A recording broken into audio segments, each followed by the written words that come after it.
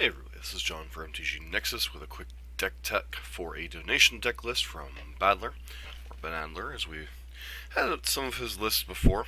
This is a mono red Prowess deck, which is basically Phoenix less Phoenix for those who haven't been paying attention to Modern. As a friendly reminder, if you like what you're seeing on the channel, please consider subscribing, giving us a thumbs up, leaving a constructive comment down below, as we aim to become the most informative lightning bolt based Modern channel on YouTube. So, as for this deck, prototypical Mono Red Phoenix or Mono Red Prowess things. Got Monastery Swiftspear, you've got 4 copies of Soulscar Mage. In addition to that, you have some copies of Blister Coil Weird, which is kind of the tertiary threat to these guys on turn 1. You also have a couple copies of Killing Fiend, which, if you untap with this, can do a tremendous amount of damage out of nowhere, especially with cards like Crash Through and Gut Shot, Metamorphose. You can easily, potentially, turn 3 your opponent if you happen to untap with a Killing Fiend or multiple one drops. Beyond that, you've got a bunch of burn spells, things like Gut Shot, Burst Lightning, Lava Dart, Forked Bolt to kind of do your opponent some incidental damage while triggering Powerhouse on all your guys. It's not unlikely for you to get like one big hit in with one of your Prowess guys and then finish your opponent off with burn spells. Beyond that, you have things like Crash Through, Metamorphose, and Light Up the Stage to kind of churn through your deck. This deck really likes to capitalize on the first couple turns, getting a Prowess guy down, playing 4 or 5 spells in a turn, dealing your opponent a massive amount of damage, maybe reloading with a Light Up the Stage or a Bedlam Reveler, and kind of finishing your opponent off with burn spells if they happen to stabilize against your initial creature rush. Sunbaked Canyon gives this deck some utility that it didn't previously have before the printing of the Canyon lands, and beyond that, it's just kind of mono red. It's kind of more of a creature-based red aggro strategy as opposed to burn, which is a little bit more spell-based, though burn certainly does rely on its creatures. Sideboard's a mix of things. You've got Apostle's Blessing to try to protect your creatures on a key turn. One of Surgical Extraction is still fine. It's a free spell you can board out when Gut Shot's not great. Could potentially remove, a key removal spell for your opponent's deck, etc. Also can be incidental Graveyard Hate, just enough to kind of hold you over as your opponent's, trying to reanimate a Gristlebrand with a Gorill's Vengeance, or, keeping your opponent from dredging Creeping Chills out of their dredge deck, etc. Also, you have a couple copies of Anger of the Gods, which, well, it doesn't seem like it plays well with a deck with a bunch of X1 or X2s, but oftentimes you're able to, play another spell like, say, Metamorphose and Anger of the Gods. All of a sudden your guys are out of range and you're still sweeping their board. It's kind of counterintuitive, but there is certain spots in certain matchups where Anger of the Gods is just a card you kind of want to see. Shattering Spree and Abrade, mostly here for things like Chalice of the Void or Artifact decks, Urza, etc. Abrade obviously is the more flexible of the spells. Shattering Spree allows you to hit multiple artifacts or hit chalices that are on one and even 2 potentially by using the Replicate ability to get around the counter ability. Lightning Axe is a pretty reasonable spell in certain spots when you need to be able to kill something like a Thought-Knot Seer, Reality Smasher, etc. without 2 for 1ing yourself with your burn spells. However, it does have the drawback of this deck doesn't really have a lot of things it likes to discard. You previously would have things like Arclight Phoenix, or the blue-red Phoenix decks have like Phoenixes, or things like Faithless Looting that were easy pitches. Now it actually is card disadvantage to get rid of this card, but sometimes you do need the ability to kill bigger creatures. A couple copies of Blood Moon. Any of you that have played Modern for a while know that Blood Moon is a card in a deck. You should probably be running it if you can. It can win you games out of nowhere, even against decks like Blue-White Control. Definitely a reasonable card in a lot of spots. 3 mana is a lot, but if they, don't respect or play around Blood Moon, this is a card that can certainly get them. And in addition to your fast clock, you do have the ability to close out the game quite quickly. Saheeli, Sublime Artificer, kind of goes with the spell-based theme in the deck. Allows you to make a bunch of 1/1 servos. Potentially close your opponent out fairly quickly after you play this. Turn after you can make a bunch of dudes, and then turn after that attack it for a bunch. So this is kind of a grindier card that sort of fits with the strategy of what the deck's trying to do. And 2 copies of Dragon's Claw for the Prowess / Burn Mirrors when you're trying to race your opponent. And, this kind of elongates the game to where their burn spells are invalidated, especially from the burn side of things. Them having to try to kill you with creatures when your deck's full of things like burst lightnings, lightning bolts, forked bolts seems kind of far-fetched. So Dragon's Claw helps negate the spell aspect of their deck and gives you the ability to hang into a longer game where you're probably a little bit more favored with things like Lay Up a Stage, Bedlam Reveler, that kind of stuff where you're churning through your deck a little bit more than your boner opponent. Anyways, with that, let's get into some matches. Here we're here for match number 1 with Badler's Mono Red Prowess. So 6-card hand, or opponent's down to 6. We're on the draw with a Kiln Fiend potential draw. I still think we keep this hand, but this hand is a bit threat light, so hopefully our opponent's some type of non-interactive pile. Maybe even a bad draw from a Tron deck. Nope. It is confirmed, not a non-interactive deck. Alright. I guess they could be Storm. That would probably qualify as non-interactive.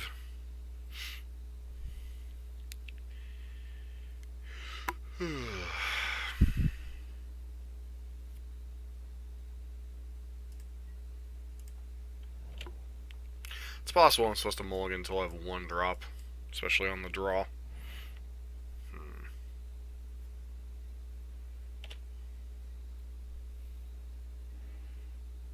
I mean, it's kind of one of those, hope the red deck doesn't have a removal spell?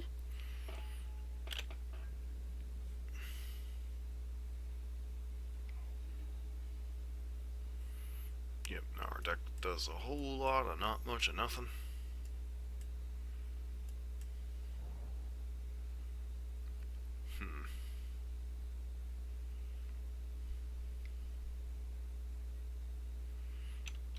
Yeah, it looks like maybe we're up against the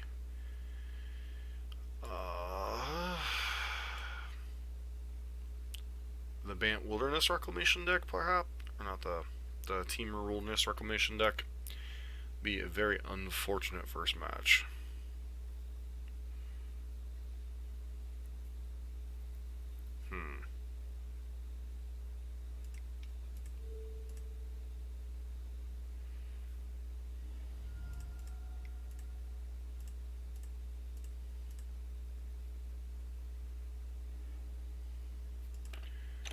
Alright, sure.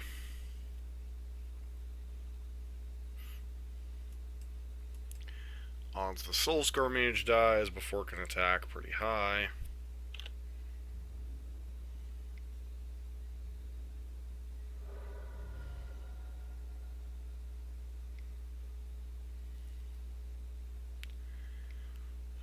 Yeah, nope, just a Jace.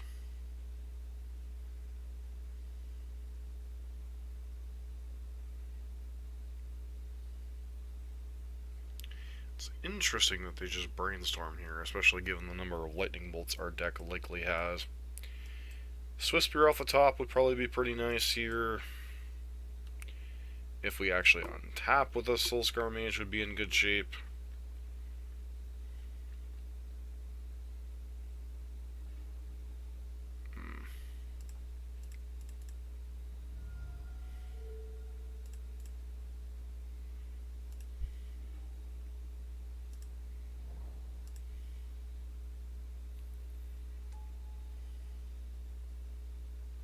So I could deploy 2 of these or bolt the Jace.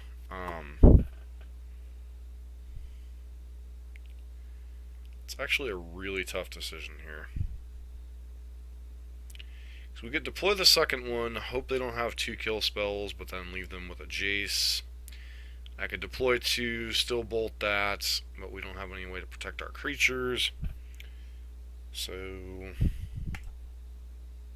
guess I'm going to go with a hope they don't have multiple bolt effect things.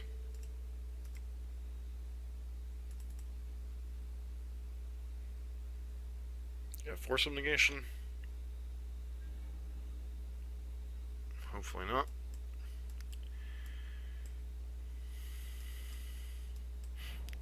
Okay.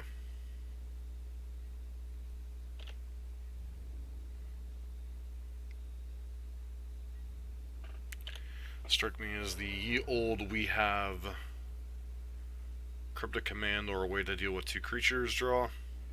Yep. Snapcaster Lightning Bolt. Yep.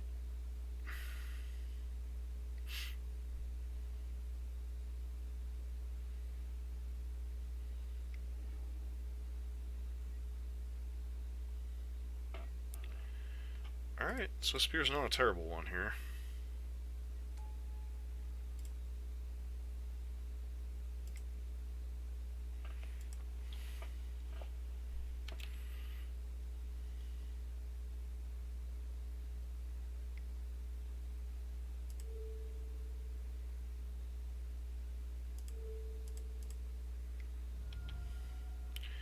Wow, I have all the lightning bolts draw.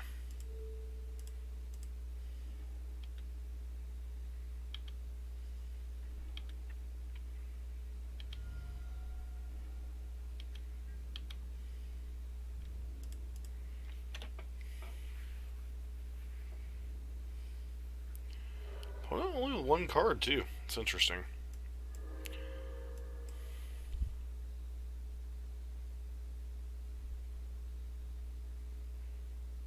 Let me guess, another Snapcaster Mage?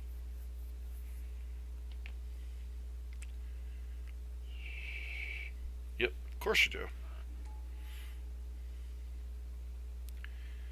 That's what, 3 Snapcaster Mages and... Sure.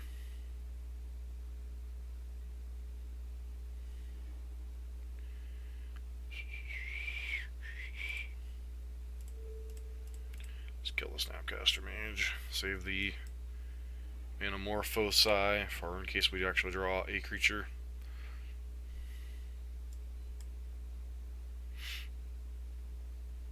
Gone through 3 snaps and 3 bolts.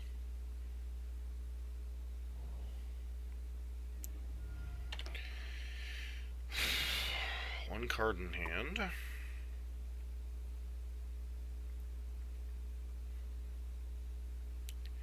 Kind of annoying if it was like Chandra Awakened Inferno. Ren at 6. Alright.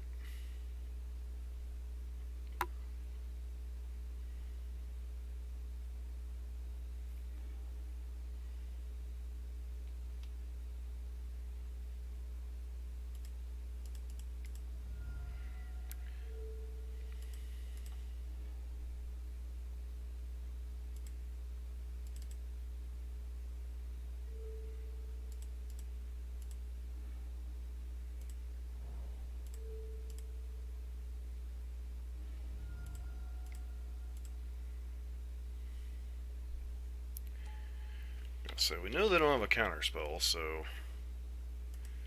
pass turn. Not the best set of draws, but still interesting nonetheless.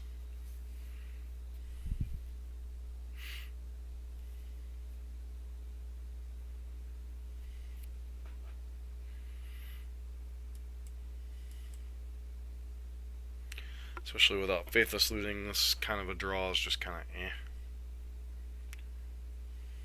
Sure.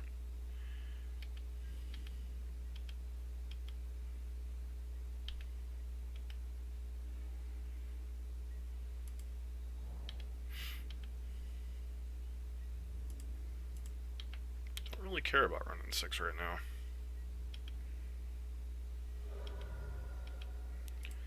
Got the weird.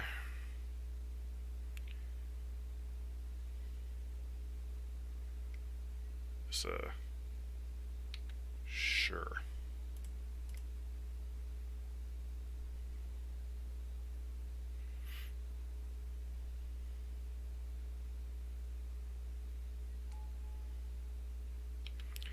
I'm going to avoid deploying that last card.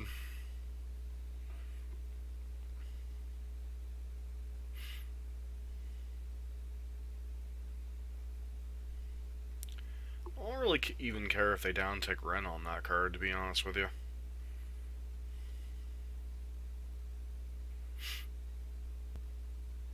Sure.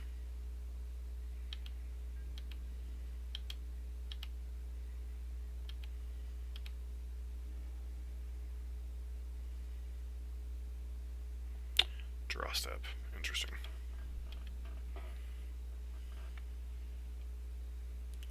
So yeah, you have a crypt command, you're going to have to use it now, and then you're dead.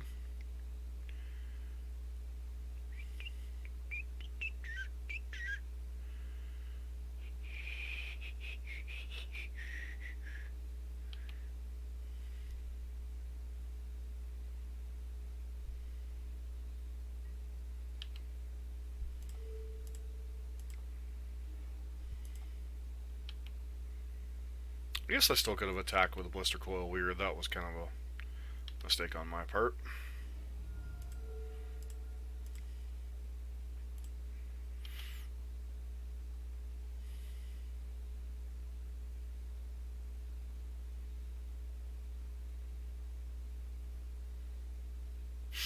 That was kind of an insane game.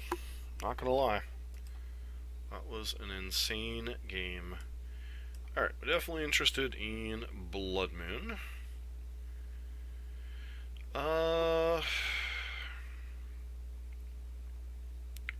Interested in Blood Moons. Might be interested in Surgical. Probably should be interested in Healy's. Apostle's Blessing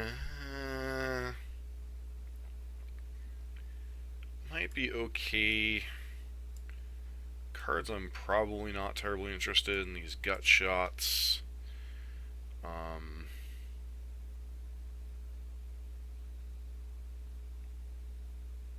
Fork Bolt's okay, but Burst Lightning might be one of the weaker ones.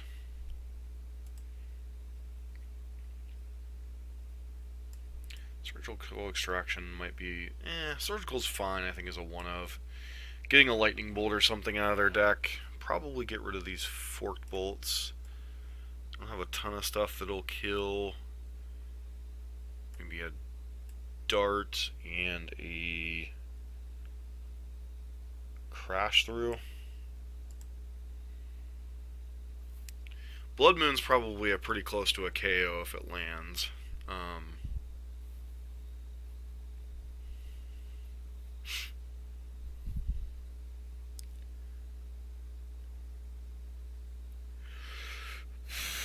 Definitely an interesting opening game. I can say that much.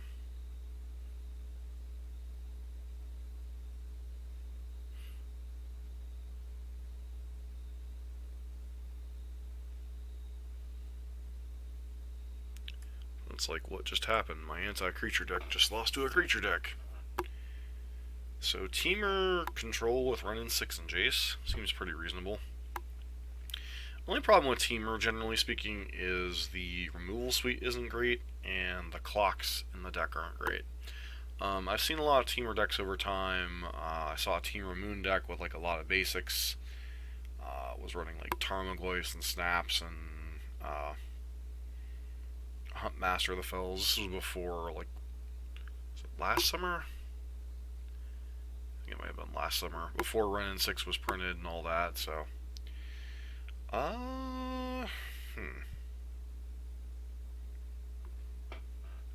Sand seems okay, not fantastic.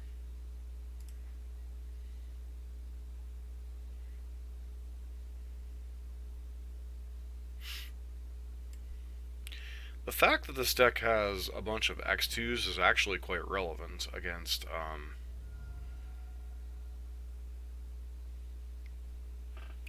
a bunch of decks.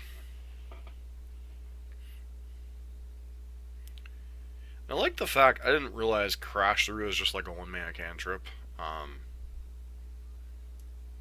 You know, I thought it had to target something, and then I just realized that it's a lot better than I thought initially, so... Soulscar Mage. Go.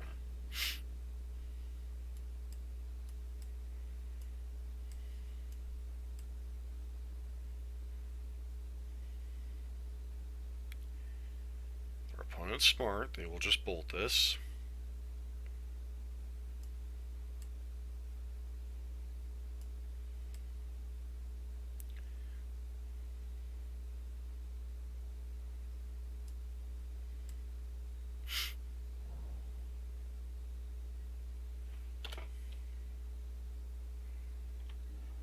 Alright. That's a nice one. I think I'm just supposed to attack here, set up, light up the stage.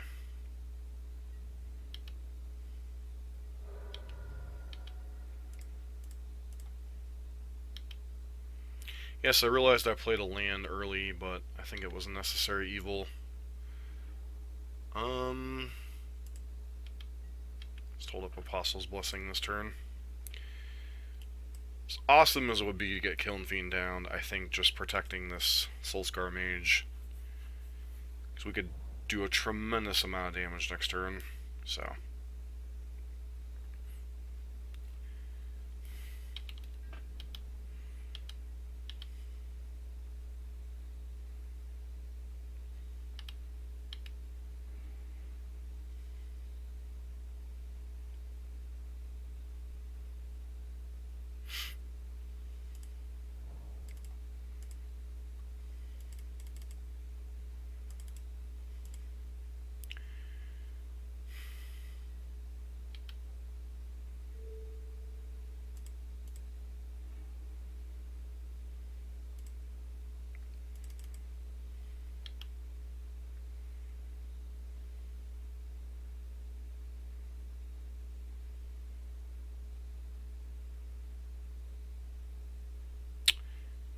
I think you've already...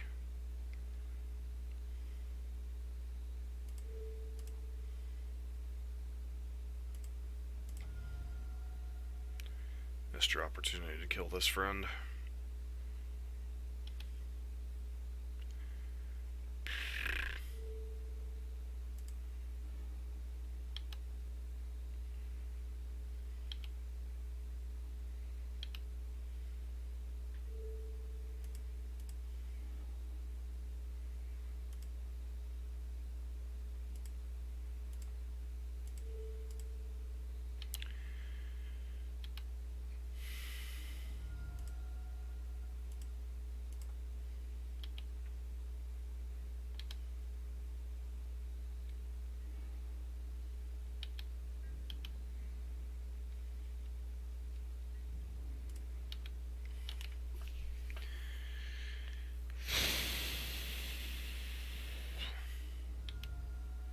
Going to chump with a Snapcaster Mage.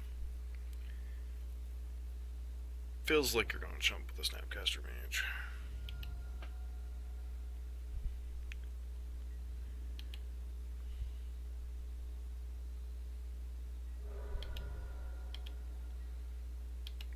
Why would you shock that in there?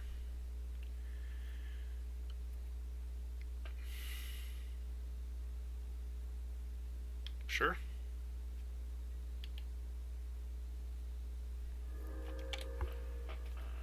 Fair enough.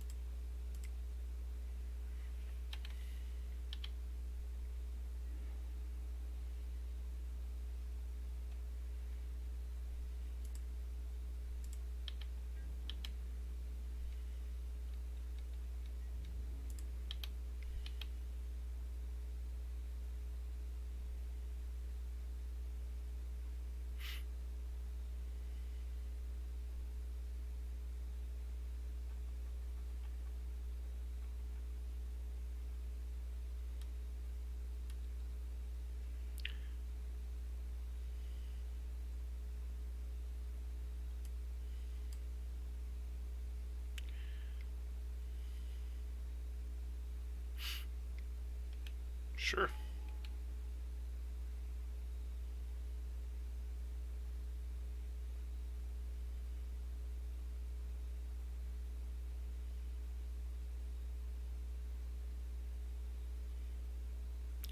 You've already missed tap, so you have to go for Lightning Bolt.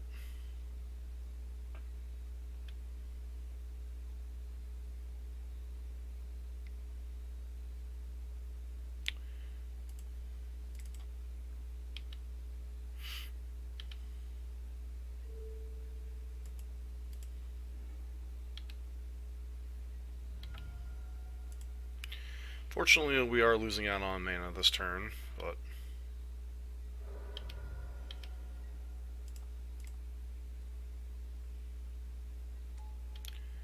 Fast turn.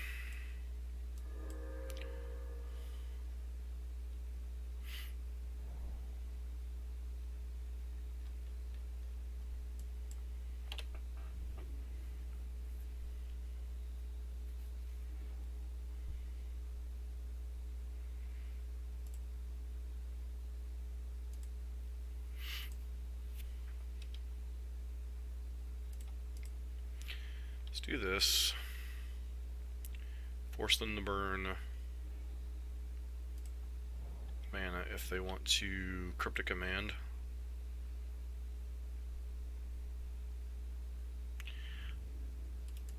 Not giving you the chance to Cryptic and do the things, friend.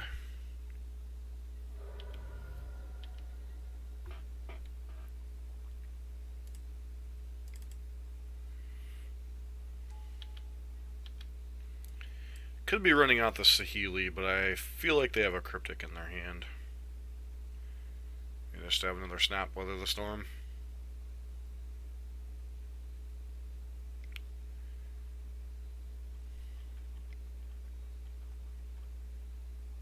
Oh, they're an Exarch deck, sure.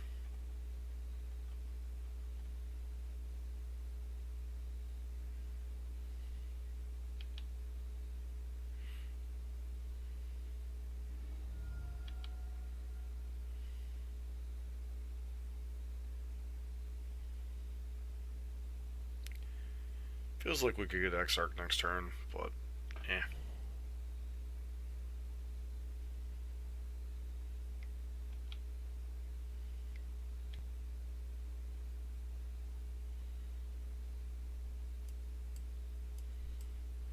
That was a good piece of information to find out this game.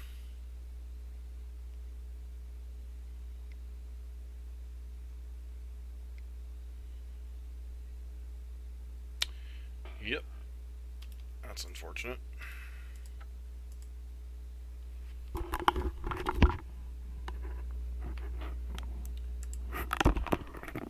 So they are a Kiki deck.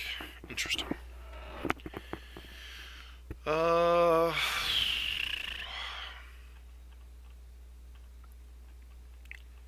Does that change how I want to play the game?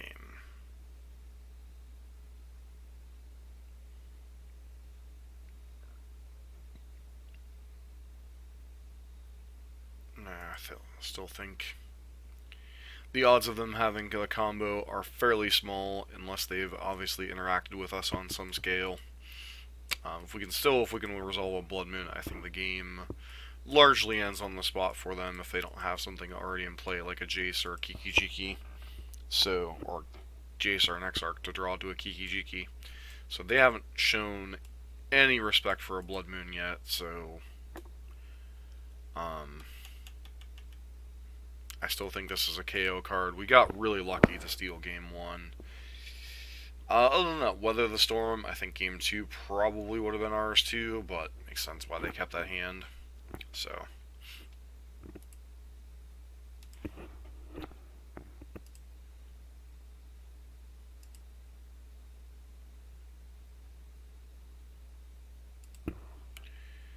We're on the play here for game number 3.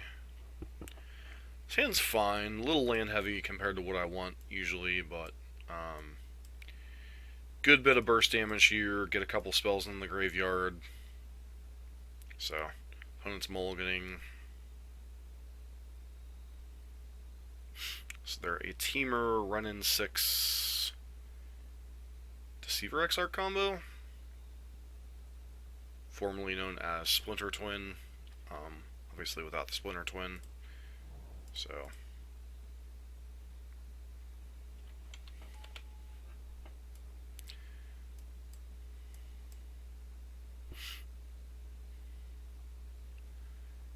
see if our opponent actually holds up a bolt or something. Looks like the answer is no. It looks like they're just going to...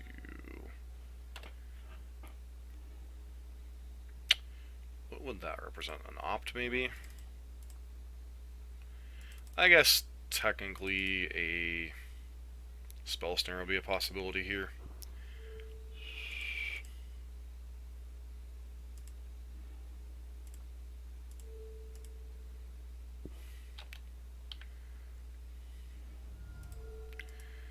This deck does some incredible amount of damage quickly. I don't understand why people... Oh, I'm going to shock this in. Cool.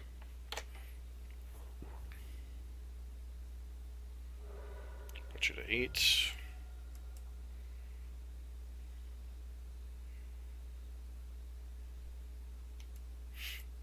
They did nothing. Literal nothing. Sure.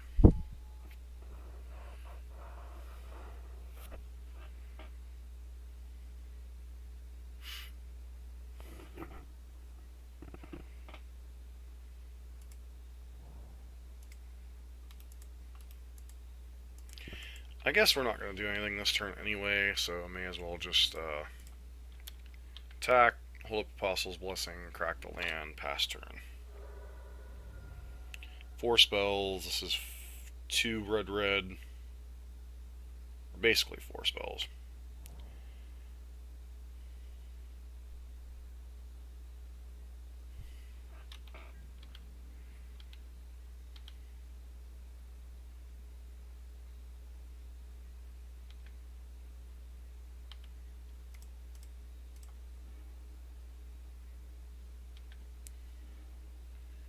It's a few too many lands, probably, this game. It's one of the problems with this Soulscar Mage deck, is it just...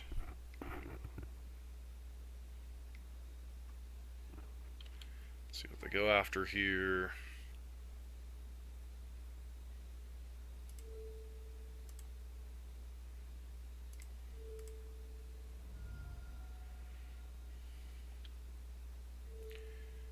Blue...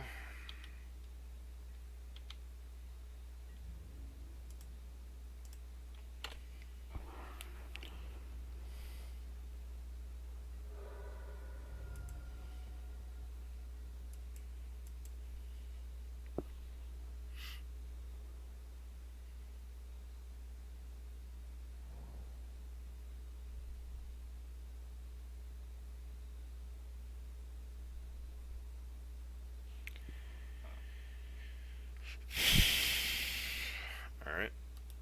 Ultimate's on 7.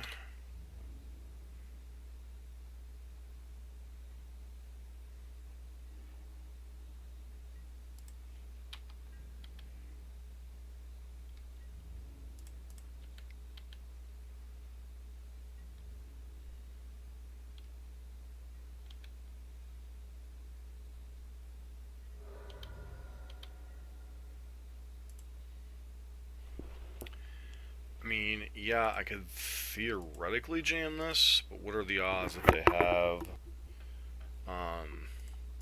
Cryptic here? Probably pretty good.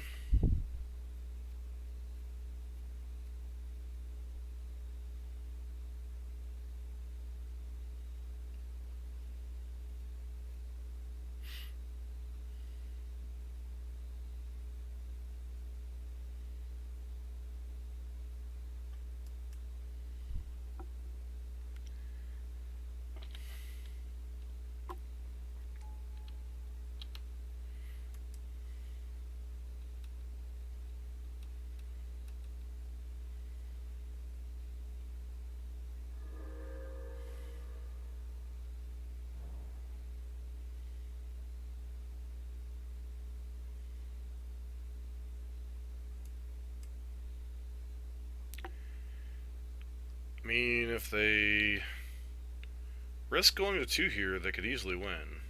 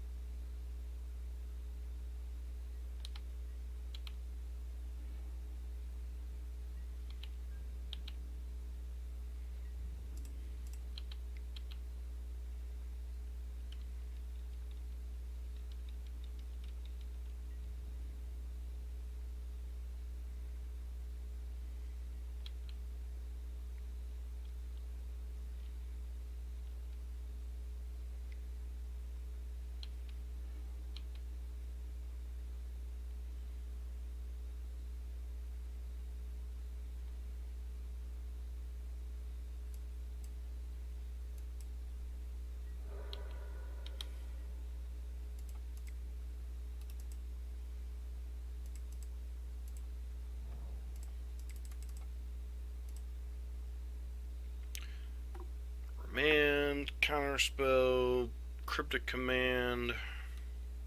What you got? Looks like Cryptic.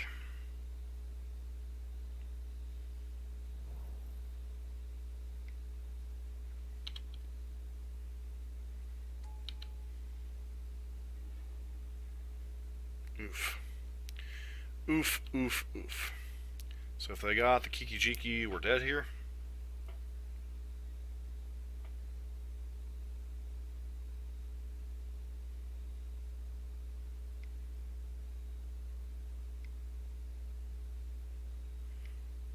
Of course they have it, because...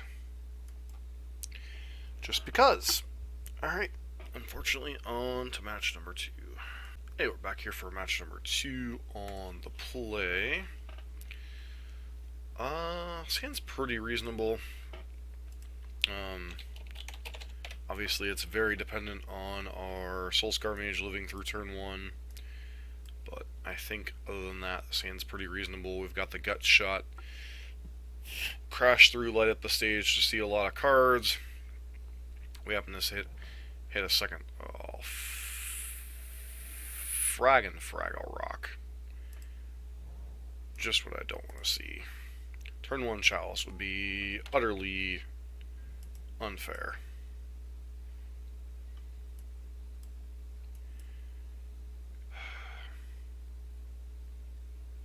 Alright. Opponent concedes. Cool. So... the problem becomes is we don't know if our opponent is on Mono Red Prison or if they are on some Eldrazi-tron variant. So I'm bringing in a Braids and basically any threat we have. Apostle's Blessing could be reasonable, but we don't know if they're Mono Red Prison or if they are Eldrazi-tron. Similarly, Lightning Axe could be good. I'm bringing in these ones just to cover against Chalice. Blood Moon is a gamble in terms of it's only good if they're Eldrazi-tron. It's terrible if they're Mono Red Prison. That said, I'm going to board out the Gut Shots and the...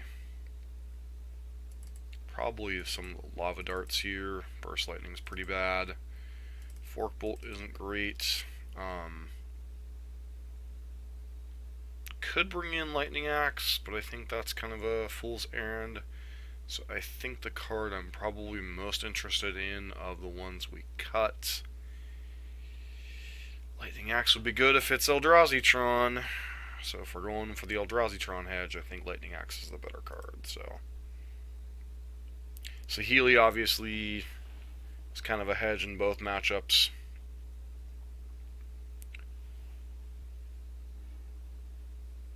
This hand's pretty good if it's Eldrazi-tron.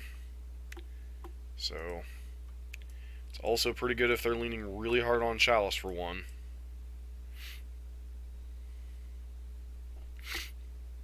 The only thing we know for sure is they're a Karn the Great Creator deck, and either one could be a Karn the Great Creator deck, so I guess we will see.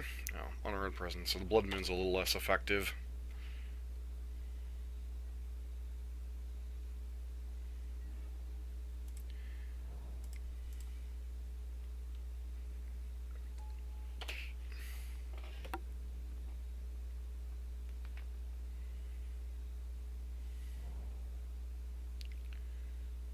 Really counting on this Chalice, aren't you, friend?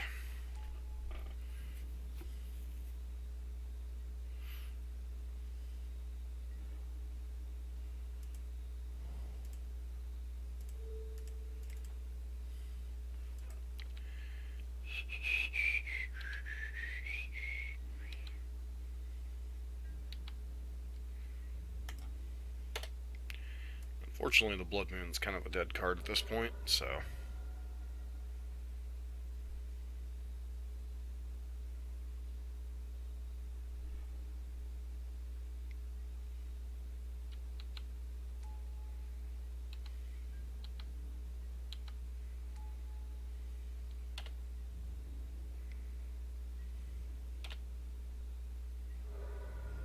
Alright, hopefully we can draw one of our bolts.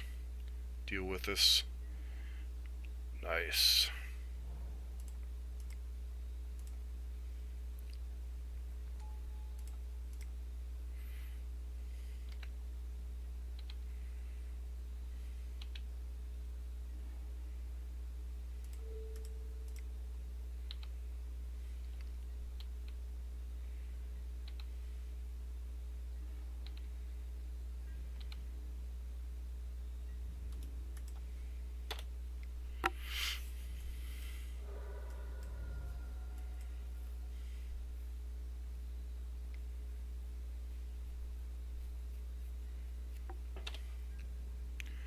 Just another chalice on one. Interesting.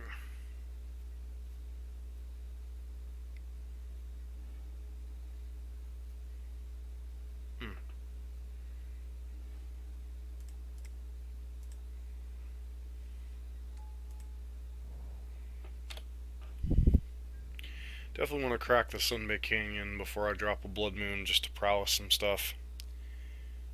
It's a lot of Simian Spirit Guides. Alright, Desperate Ritual. Another Anger of the Gods. Staring Bridge, sure.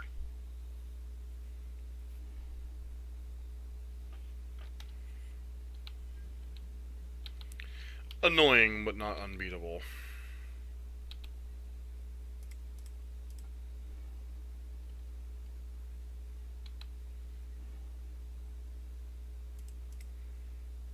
Especially since they have 2 lands in hand, so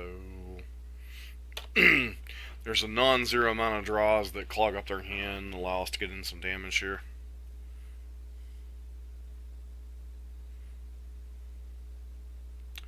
Alright, and we got there against Mono Red Prison. Pretty cool. Kind of interesting how dichotomic the 2 matchups were. So, anyways, on to match number 3. We're back for match number 3 with Badler's Mono Red Prowess deck. This hand's a pretty clear mulligan. This hand isn't fantastic, but I think we still keep. The question is, what do we bottom here? Dart, maybe?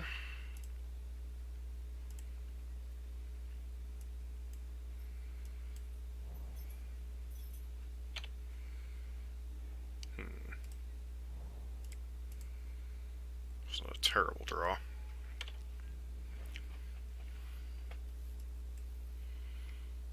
Alright, opt into whatever.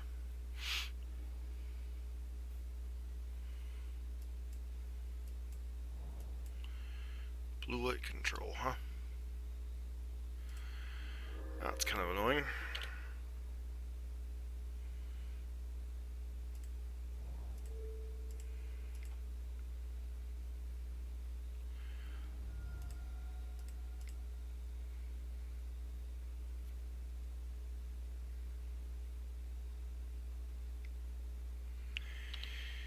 Sure.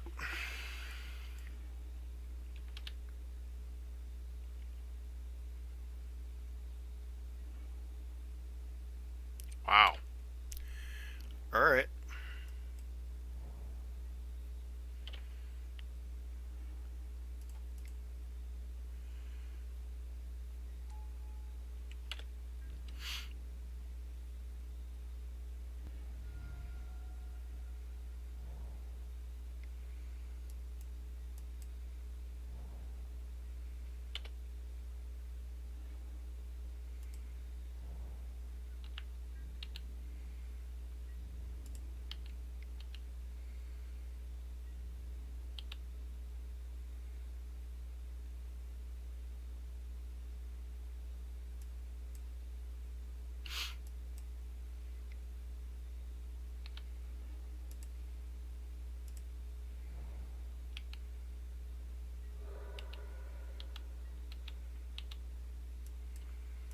Pass turn.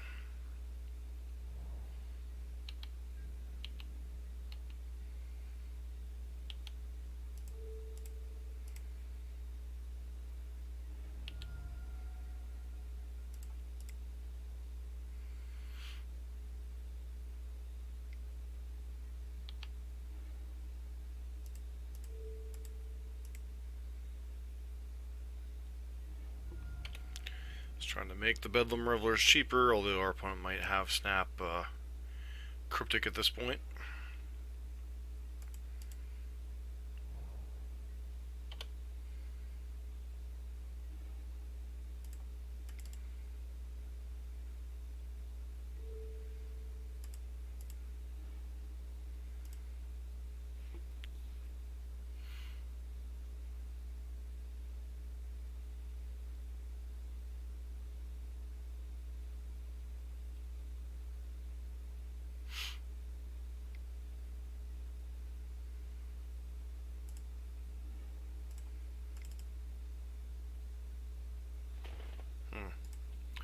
That's unfortunate. Just kind of gave away what our last card in hand was, too. Oh well. Miscalculated on the math. 1, 2, 3, 4. Sure.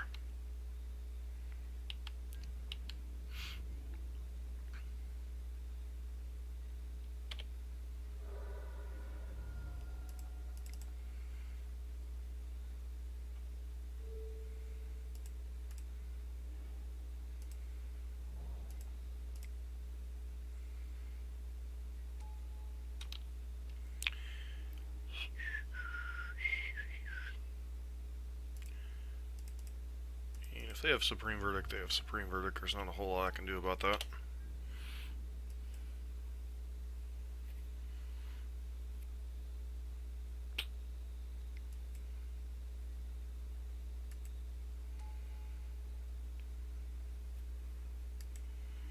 Sure.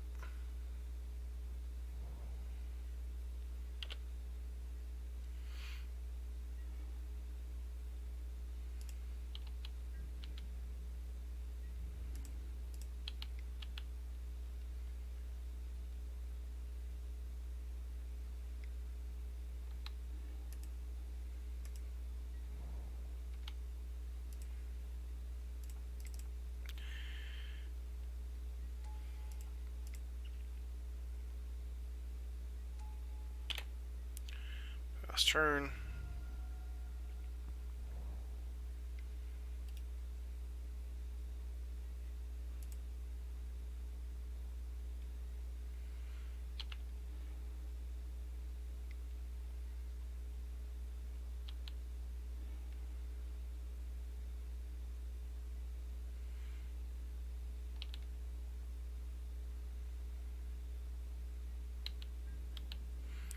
No reason to crack that right now. We've got more than enough lands in play to...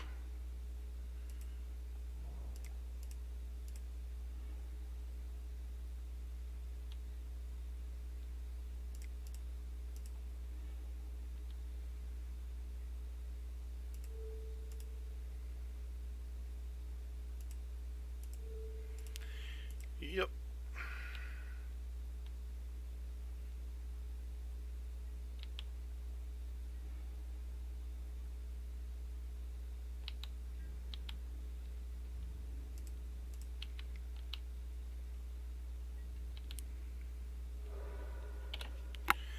Goodbye to Ferry, way too many mountains, so we're probably still going to lose.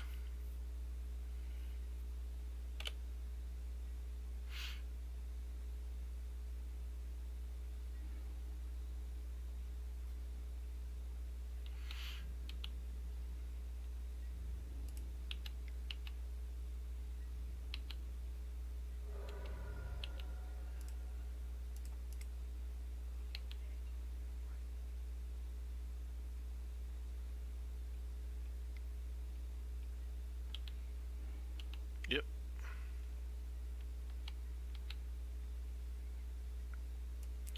Some regards, Force of Ganation makes sense there as to what cards they could possibly have in their hand.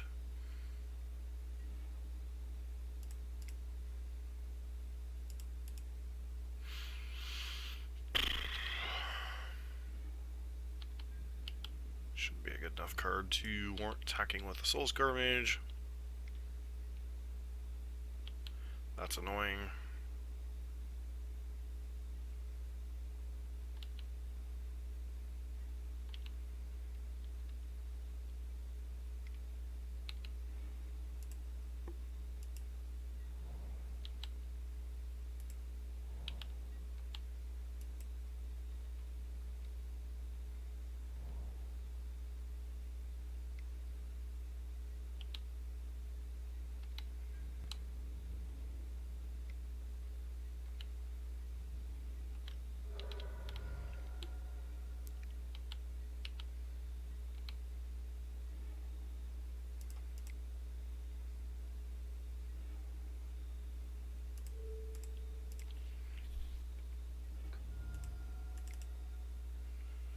Hopefully this will resolve, but they probably have a cryptic command.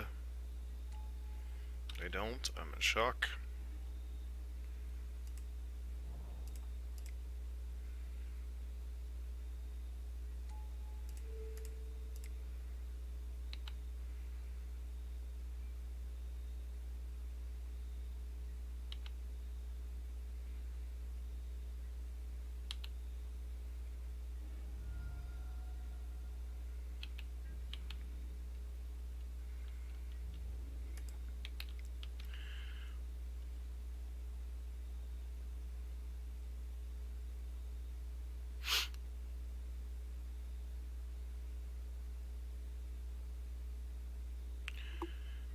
Could put them to 1 here.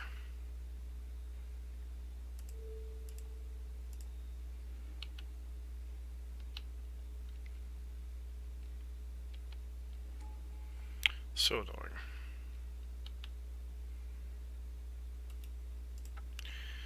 Alright, not coming back from that, unfortunately.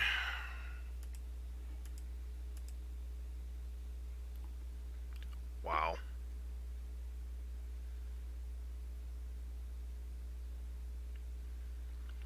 Conceding way too early, I see.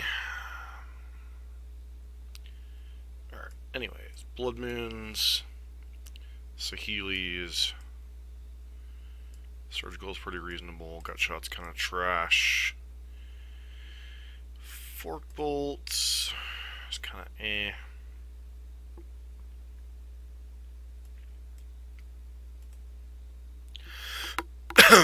Literally would have had lethal next turn. That's... seems about right. Yeah, sounds fine.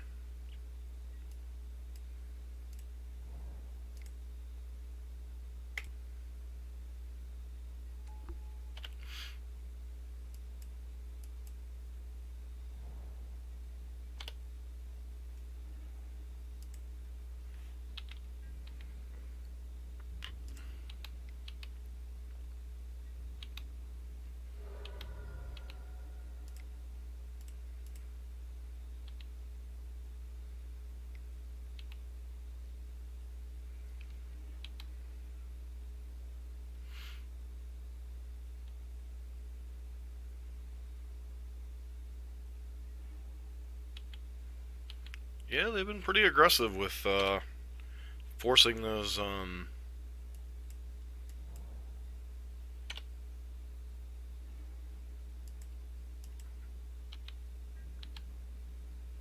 lay up the stages.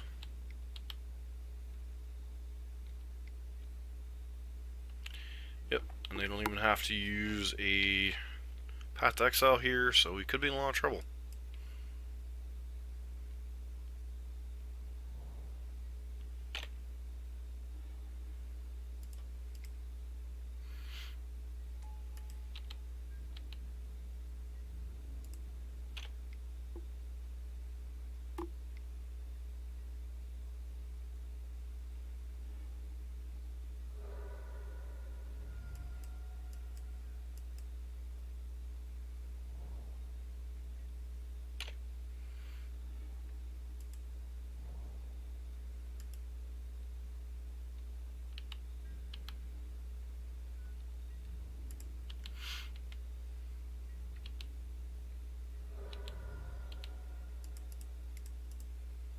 So probably draw a Supreme Verdict or a Cryptic Command.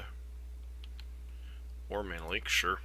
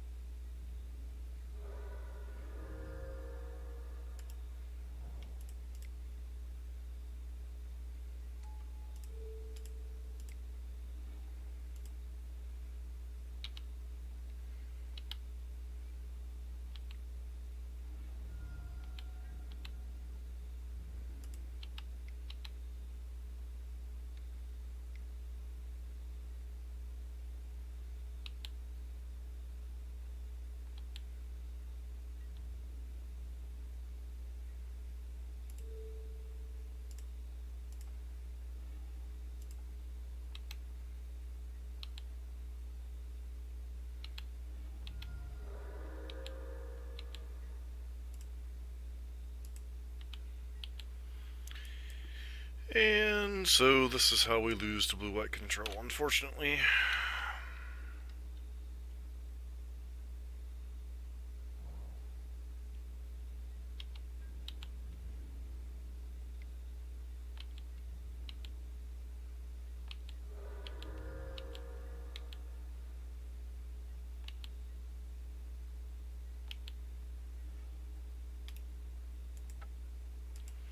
Alright, threw away game number 1, although to be fair, we did have to hit an exact perfect amount of draws, and game number 2 here, we just...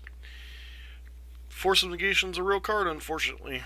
So, got us a couple times with some light up the stages, so... Anywho, this is match number 3, on to match number 4.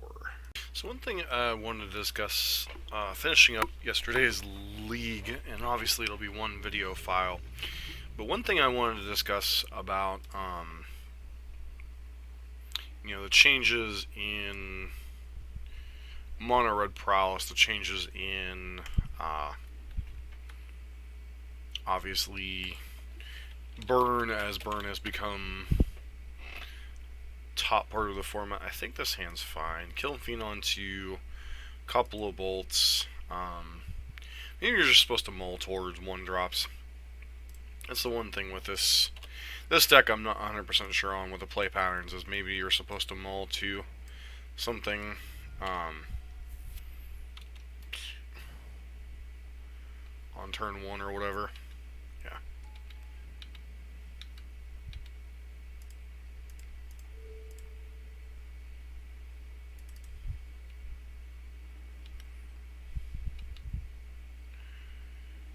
Soul Scar. Awkward. Pass turn.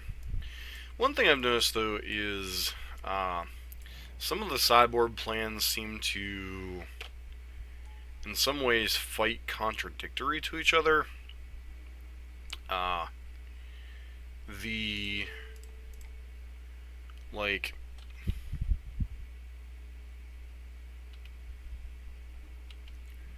Like the Saheeli sideboard plan doesn't really line up with the I'm trying to go, I don't want to say extremely wide, but the I'm trying to dump my hand on a Prowess creature or a Kiln Fiend thing. I don't understand it gives the deck more reach, but I also think there are problems with like the nature of the deck lining up with like the nature of dumping your hand with a bunch of spells with Monster Swift Spears and Soul Scar Mages and Blister Coil Weirds and Kiln Fiends, and then trying to play this 3-mana, basically do-nothing card until after you've cast it on turn 3, outside of like Gut Shot or something. And so definitely want the Abrades and the Lightning Axe. The question becomes, like, what cards am I not interested in these style of matchups? I guess Lava Spikes are the least card that makes sense. Things like Anger of the Gods could make sense in certain regards. Shattering Spree could make sense in certain regards. Blood Moon could certainly mess with their mana a little bit. So I'm not entirely sure like what cards we're supposed to be concentrating here on outside of these 3, and obviously Lava Spike can go out. I think I'm going to bring in a Miser's Blood Moon, because that could potentially mess with their stuff if we're able to control their creatures. They're only able to cast green spells, which granted they do have a lot of green spells in their deck, but a lot of their key things, Ink Moth Nexus and yeah, the like.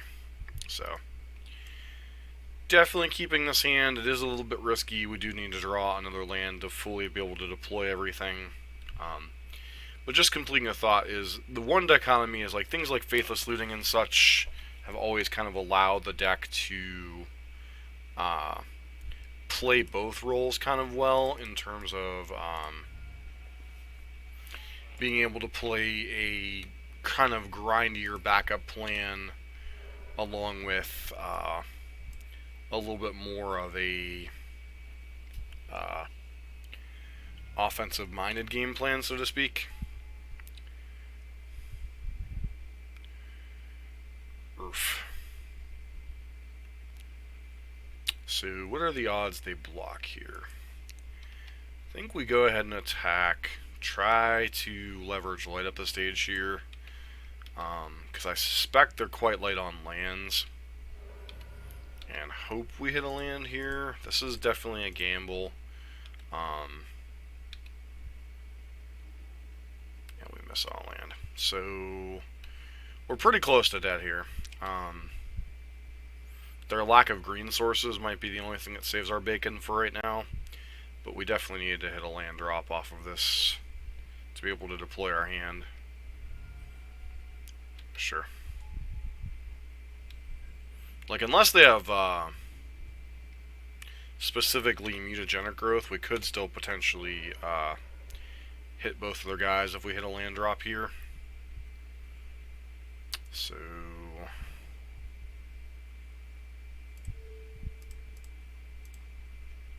do that. Does suck that we're gonna lose both of these cards here, but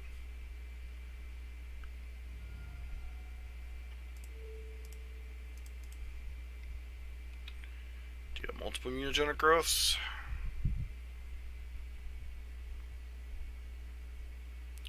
You do not, and we get the win. Which is interesting because I don't think the game's quite over yet, but I do think obviously we're in very good shape here to take the win. 2-2 so far. Could definitely have had a better chance if I would have played game 1 against blue-white a little bit tighter. But I think I'm going to continue my discussion point as we head into match number 5. Be back in a minute for match number 5. Back for match 5 here. I think the biggest takeaway is that the nature of not having Arclight Phoenix and both Arclight Phoenix and Faithless Looting does make the deck fundamentally different. I don't know that it's less powerful. Delightful. So, Boggles? Yeah.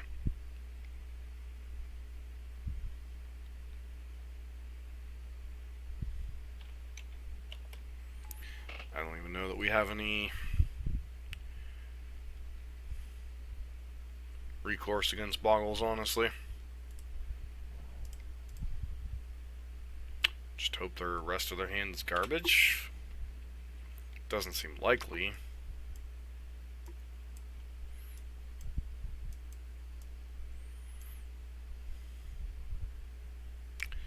But, yeah. Sure.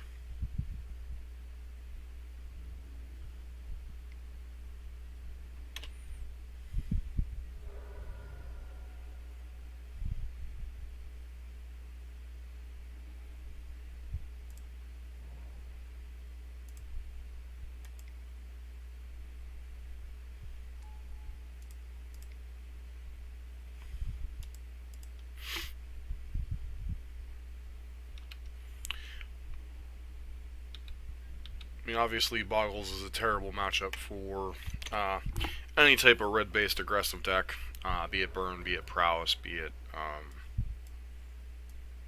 any of this stuff. Yeah, once they hit that second land drop, the game's over. Especially if this is Coronet. Yep.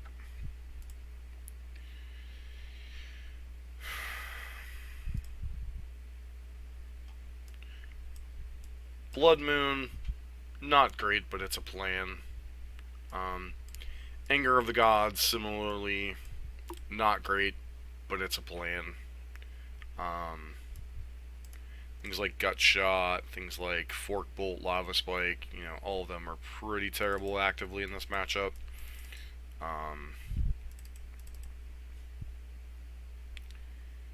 Other cards, Apostle's Blessing could be potentially reasonable in certain spots. I don't want to clog my deck up with too many 3-drops. I think our best way is hoping they don't have Leyline every game, or they have to mulligan to Oblivion. This is one of Burn or Mono Red Prowess's worst base matchups. Just is, especially without having any like destructive revelry or any of that kind of nonsense. Bring in Apostle's Blessing. It potentially allows us to attack through a Bogle. Blood Moon's kind of a getcha card. Like if they would have fumbled around last game, Blood Moon could potentially have like gotten them from being able to cast their spells. When you're in a matchup that is this bad, you kind of have to take a Hail Mary on whatever cards are reasonable. Could left in Lava Spike over things like Lava Dart, Forked Bolt, Burst Lightning. But a lot of times these spells might be aimed at our own face to be able to trigger Prowess on our guys or Kiln Fiend. This is just a bad matchup, period. And that is even before if they add anything else to their sideboard, like Life Goes On or any of that kind of stuff. Weather the Storm, any of that kind of nonsense. This hand's fine. It's not great. They're probably going to have Leyline on 0 no matter what here, so mulligans to 6.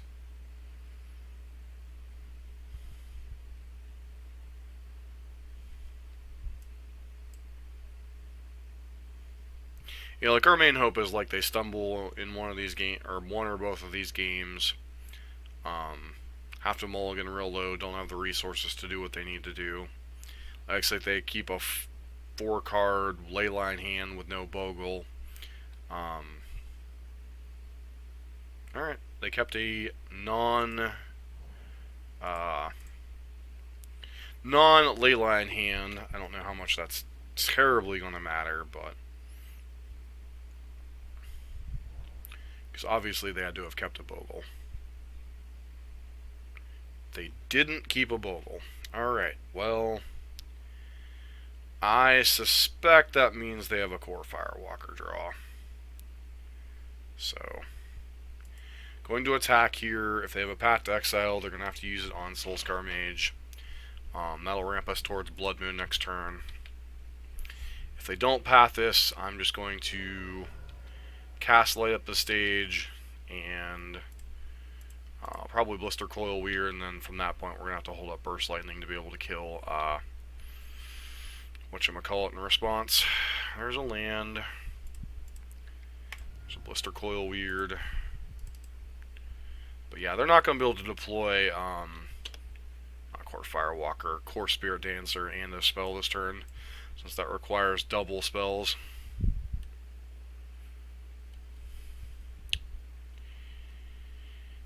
And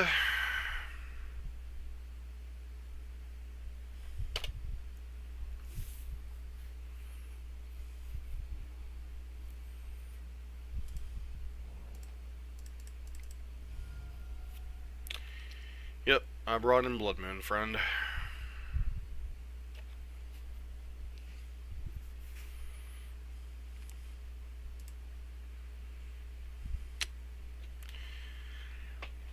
It's what you gotta do in this matchup. Sucks. Really sucks.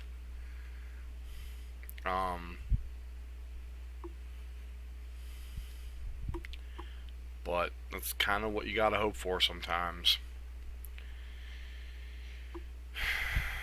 Do any of these cards make any better sense?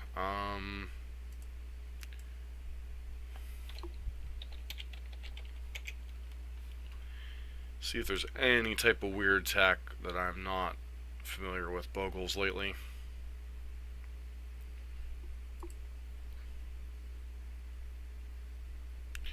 Force of Vigor, Suppression Field, Stony Silence, Teague.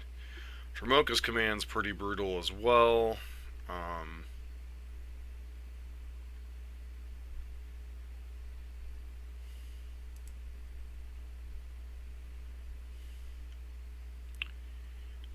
not seeing anything of particular, like say random chalices or something stupid. Yeah, I know their deck doesn't afford them the ability to chalice, but, something to consider. This hand's an auto mole, and they're keeping 7, so we're probably dead. This hand's better, but obviously with, they're going to have the ley line on 0 here. Yep. So we're going to have to bolt ourselves, and we're really kind of up a creek, especially if they have a Bogle on 1. Yep. Which they obviously do, so.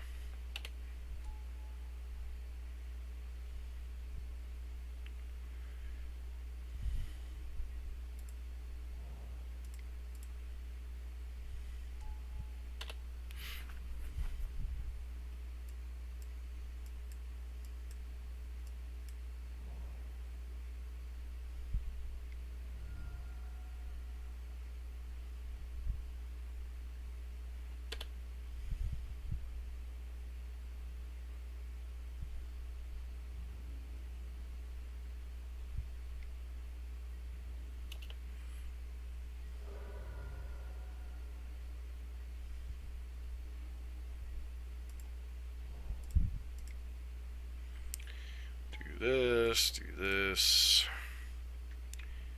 Obviously, this is all for naught if they have like a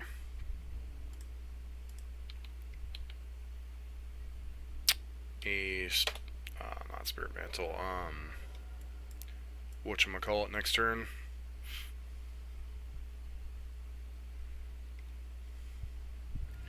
Don't have Daybreak. Of course you have Daybreak, why wouldn't you, right?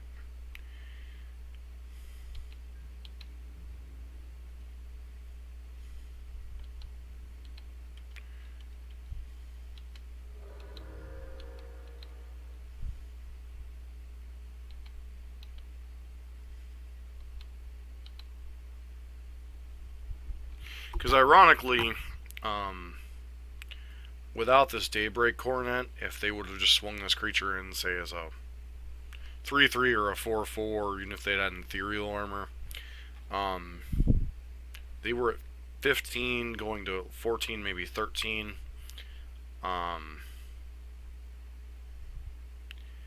They would have been dead to this mountain because this would have been 3, 6, 9, 12, and in addition to the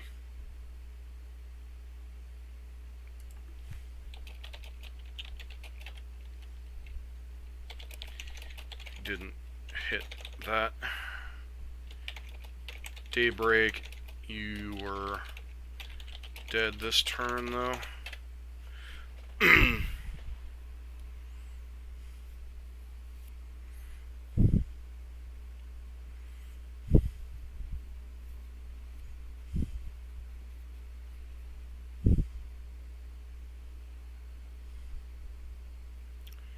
Basically, Prowess 3, Prowess 3, Prowess 3, Prowess 3.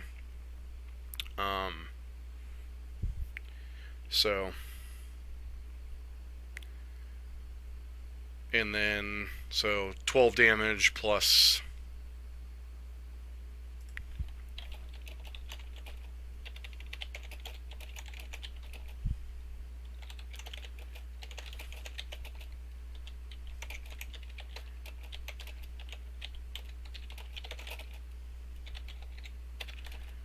creature enough prowess to kill you.